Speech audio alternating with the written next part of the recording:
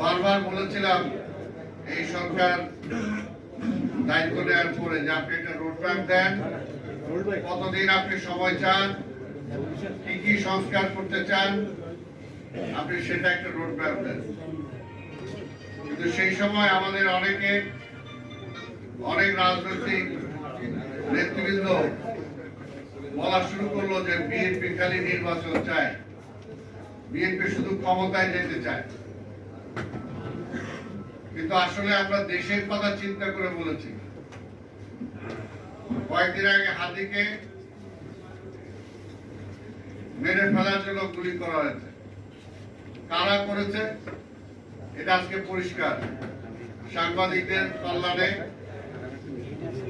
পরিষ্কার হয়ে গেছে যে কারা সেটার সাথে জড়িত।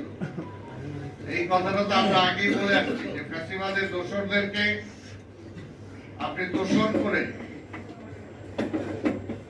নির্বাচন সুষ্ঠু সুন্দরভাবে করবেন, তারা সেটা কখনোই করতে দিবে না। তাই এখনো বলি, নির্বাচন আমরা চাই যথাসময় হতে হবে, এবং নির্বাচন করতে হলে দেশের পরিস্থিতি সম্পূর্ণভাবে ভালো অবস্থায় আনতে হবে।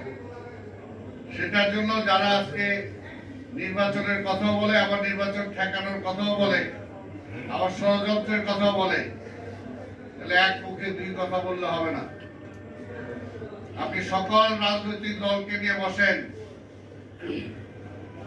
জিজ্ঞেস করেন তারা কি আন্দোলন করবে না তারা নির্বাচন করবে, তারা কি চায়। যদি নির্বাচন চায়, বিএনপির পক্ষ থেকে আমরা বারবার বলেছি, শত উস্কানির মুখেও